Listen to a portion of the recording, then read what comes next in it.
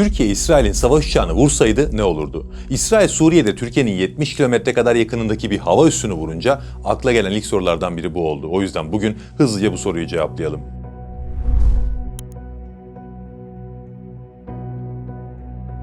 ABD Büyükelçisi'nin anlattığına göre İsrail, Suriye'deki hava üssünü vurduğunda Türkiye, İsrail'in savaş uçaklarını izliyordu ve Türk Hava Kuvvetleri teyakkuz halindeydi. Yani Türk savaş uçakları İsrail'in savaş uçaklarını vurabilirdi. Böyle bir ihtimal vardı. Türkiye neden teyakkuzda bekledi derseniz, Türk sınırına doğru gelen savaş uçaklarının nereye geldiğini bilmediği için. Belki Türk sınırlarından içeri girmeyi deneyeceklerdi. Belki Türkiye'nin sınırlarında bir şeye saldıracaklardı. Ne olacağı belli olmadığı için teyakkuzda beklendi. Ama sınıra 70 kilometre yakın da olsa Türkiye ile alakası olmayan bir yer vurulduğu için Türkiye elbette müdahale etmedi. Hani Türkiye neden karşılık vermedi gibi sorular geliyor sürekli ama Türkiye'nin karşılık vermesi için saldırının doğrudan Türkiye'ye ait bir üsse ya da Türkiye'ye yapılması gerekiyor. Suriye'nin bir askeri üssüne yapılan saldırıya Türkiye niye karşılık versin veya niye karşılık vermek zorunda olsun? Eğer bu askeri üssü vurduğu için Türkiye İsrail'in savaş uçaklarını düşürseydi hem %100 suçlu olurdu hem de savaşı başlatan taraf olurdu. Çünkü dediğim gibi resmiyette sizinle hiçbir alakası olmayan bir üs burası. Eğer ki saldırıdan sonra Netanyahu'nun yaptığı konuşma olmasa kimse meselenin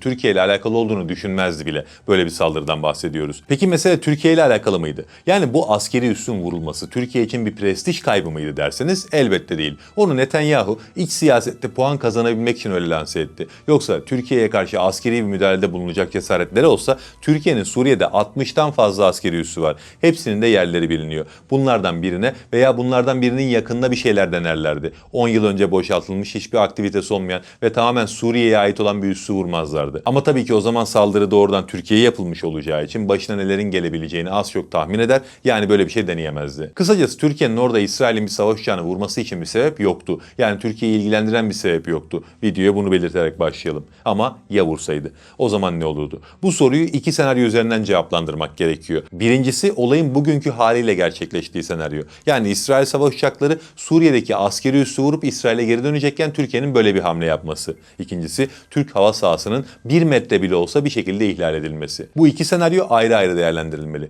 Ve önce ilk senaryodan başlayalım ama senaryolara geçmeden önce de bir şeyi netleştirmemiz gerekiyor. Türkiye hava sahası ihlali yaşarsa bunun askeri anlamda karşılığını normalde hemen verir mi? Yani bir savaş uçağı Türk hava sahasına kısa bir giriş yapsa bu hemen vurulması için bir sebep olarak görülür mü? Normal şartlarda devletler ufak çaplı ve kendisini hedef almayan hava sahası ihlallerinde doğrudan silaha sarılmazlar. Uyarılar yapılır. Savaş uçakları kaldırılır ve düşman uçaklar hava sahasının dışına itilir. Nota verilir ama o uçak doğrudan vurulmaz. Türkiye için bu iş biraz daha farklı tabii. Normalde Türkiye için de aynıydı ama 2012'de Türkiye Suriye sahasındaki angajman kurallarını tamamen değiştirdi. Çünkü 2012'de Doğu Akdeniz'de uluslararası sularda seyreden bir Türk RF-4E keşif uçağı Suriye hava savunma sistemleri tarafından uyarı bile yapılmadan düşürüldü. Türkiye bu olayın üzerine dünyaya şöyle bir ilanda bulundu. Bu saatten sonra Suriye'den Türkiye sınırına yaklaşan, tehdit oluşturan her türlü askeri unsur doğrudan düşman ve açık bir tehdit olarak değerlendirilecek. Yani uçak, helikopter, insansız hava aracı, kara birliği hiç fark etmiyor. Hangisi gelirse gelsin artık sıfır tolerans politikasına geçildi. Bundan sonra en ufak bir ihlalde bedelini ödetirim dedi Türkiye ve bu yeni angajman kurallarını da tavizsiz şekilde uyguladı. Mesela bu olaydan bir yıl sonra Suriye'ye ait bir Mi-17 askeri helikopteri Türk hava sahasını kısa bir süreliğine ihlal etti. Türk F-16'ları bu helikopteri vurup düşürdü. Bir yıl sonra yani 2014'te Suriye'ye ait bir Mi-23 savaş uçağı aynı sebepten Türk jetleri tarafından düşürüldü.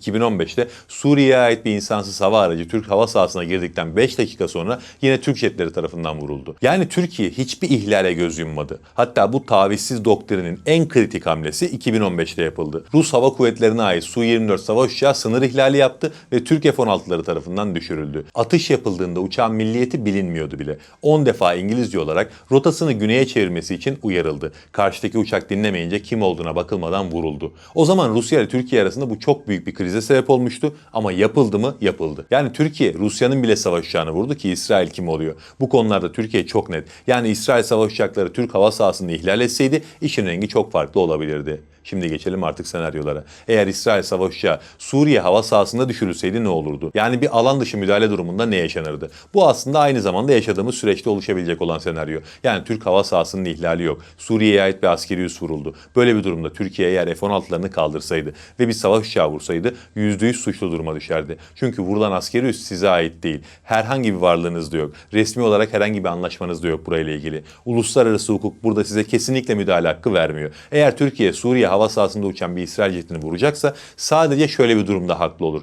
Bu jet Türkiye'nin oradaki askeri üslerinden birini hedef aldıysa Türkiye haklı çıkar. Ama onun dışında her zaman haksız olur. Çünkü dediğim gibi hedef alınan Suriye'nin askeri altyapısı. Yani siz burada o uçağı vurduğunuz zaman sadece Türkiye sınırına çok yakın uçtukları veya Türkiye'nin kurduğu bir askeri üssün yakınından geçtikleri için vurmuş olursunuz. Bunun uluslararası hukukta bir karşılığı elbette yok. Önleyici saldırı statüsüne sokmaya çalışsanız orada bile haklı çıkma ihtimaliniz düşük. Tabii böyle olunca NATO'nun 5. maddesinin işlemesi gibi bir ihtimal yok. Çok mu önemli? Değil elbette. Ama yani böyle bir ihtimal olmadığını belirtelim. Niye önemli olmadığını birazdan konuşuruz. Peki şimdi ikinci senaryoya geçelim. Esas konuşmamız gereken senaryo bu. Eğer İsrail savaş uçağı Türk hava sahasını ihlal etse ve o ihlal sonucu düşürülse ne olurdu? Taktiksel olarak gerçekleşme ihtimali daha yüksek olan senaryo bu. Suriye'deki hedefleri bombalayan bir İsrail F-35'i veya F-16'sı manevra yaparken, füzelerden kaçınırken veya bir navigasyon hatası sonucu Türk hava sahasını fiilen ihlal ettiğinde Türk F-16'ları tarafından düşürülür. Ve böyle bir durumda Türkiye kimseye hesap vermez. Aynı Rus uçağında olduğu gibi en fazla kriz çıkabilir. Derseniz ki İsrail bir karşılık verir mi? Evet, İsrail buna bir karşılık vermek ister ama ona da gücü yetmez. İşte haklı ya da haksız olma kısmı burada önem kazanır. İsrail'in gücü Türkiye'ye yetmeyeceğine göre ne yapması gerekiyor? ABD'yi yanına alması gerekiyor. Ama ABD burada çaresiz kalır. Hava sahası ihlalini yapan kim? İsrail. Meşru müdafaa hakkını kullanan kim? Türkiye. Haliyle ABD bu işe İsrail'in yanında yer alarak müdahale edemez. Ne yapabilir derseniz tarafları sükunete çağırır ve iki tarafın barışması için ciddi bir diplomasi trafiğine başlar. Daha önce de yaptılar bunu. Mavi Marmara krizinde İsrail Başbakanı Türkiye'yi arayıp özür dilediğinde bu özrü dileten Obama'ydı. Aynı şekilde bu olayda da savaşın büyümesini engellemek için ellerinden gelen her şeyi yaparlar. Hani normalde biliyorsunuz ABD her koşulda İsrail'in yanında yer alır. Ama Türkiye bu kadar haklıyken bunu istese de yapamaz. Çünkü Türkiye sesi çıkmayacak bir devlet değil. Öyle hukuksuzlukları zayıf devletlere karşı yapabilirler. Güçlü devletlere karşı hukuk çerçevesinde hareket etmek zorundalar. O yüzden böyle bir durumda ABD'nin İsrail'e hiçbir faydası olmaz. ABD olmayınca da İsrail Türkiye'ye karşı bir hamle yapamaz. Yaparsa da karşılığını alır ve ABD tansiyonu düşürene kadar kısa süreli bir kriz yaşanır. Onun dışında da çok büyük savaşların olacağını düşünmeyin. NATO ne yapar derseniz NATO'nun 5. maddesini biliyorsunuz. Üye devletlerden birine yapılmış saldırı diğerlerine de yapılmış sayılır. Ama tabii ki burada üye devletler birbiri için doğrudan savaşa girmek zorunda değil. NATO toplanır, Türkiye'ye tam destek açıklaması yapar ama öyle bir açıklama olur ki bu içinde İsrail'in adı bile geçmez. Daha fazlasını yapmasını da kimse beklemesin. Ki zaten Türkiye'nin böyle bir şeye ihtiyacı da yok. Yani kısacası eğer ki hava sahası ihlali yaşanan bir senaryoda Türkiye İsrail'in bir savaş uçağını düşürseydi işin açığı hiçbir şey olmazdı. Sadece çok uzun sürmeyecek bir kriz yaşanırdı. Sonra konu kapanır giderdi. Siz bu konuda ne düşünüyorsunuz? Yorumlarda bunu belirtmeyi unutmayın. Allah'a emanet olun.